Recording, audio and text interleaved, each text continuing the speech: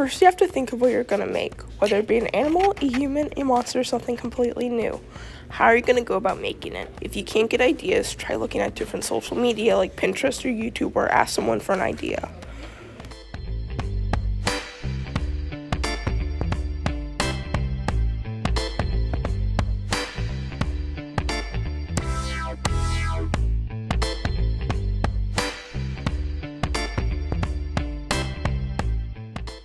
Once you get your idea, you have to decide whether to use digital or traditional paper.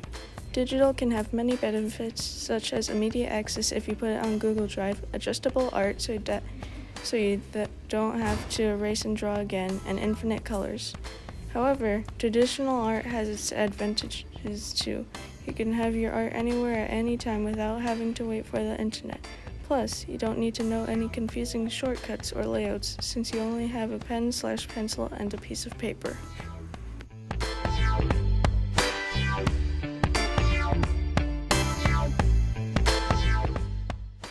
If you want a nostalgic feel to your pixel art, it's better to use 8-bit, 16-bit, 32-bit, or if you must, 48-bit. This is because old games like Space Invaders, Pac-Man, and the original Mario were 8-bit. If you want more realistic pixel art, 250 pixels or more would be a better fit. This is because the bigger the pixels are, the less cartoony it becomes. Okay, so you know what you want to make. If you want digital or traditional, what resolution to use, what program. If you want to make something from scratch or just want to animate something, try out Sprite. Sprite is both an animation and pixel maker tool. The only downside to this is that it can be a little confusing. Online isn't the only way to make pixel art. A piece of graph paper or a blank piece of paper and a straight edge is a nice alternative if you don't have graph paper.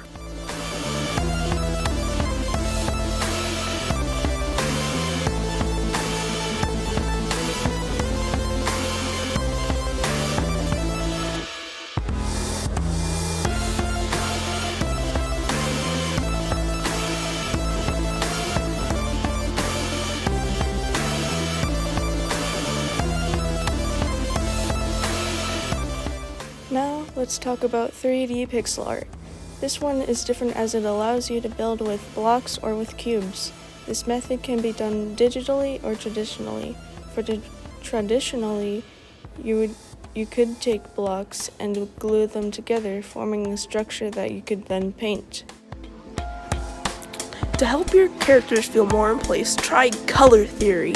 Color theory is a color circle based on red, yellow, and blue, or even red, green, and blue. Different colors have different meanings depending on the context.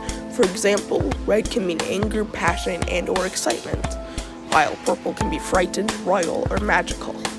There's complementary colors, monochromatic colors, and more. For further information, look up color theory. Okay, now that you have your digital or traditional art ready, how do you use it? For digital, you should be able to save and export your art. Make sure it's the right format for what you want to make. For example, in RPG Maker, if you don't have a $sign at the start of your file name, it will think it's 8 characters and not 1. For traditional, you would be able to take a picture or remake it when needed while making things like comics. Pixel art was made to make a bigger picture with small details during the 1970s. Pixel art that was created had few colors, and that characteristic was carried on in other games. Around 20 years later, 2D pixel games were equally popular as 3D games. Eventually, 3D games exceeded 2D, however, pixel games still exist to this day, and some are even known worldwide like Undertale or Mori.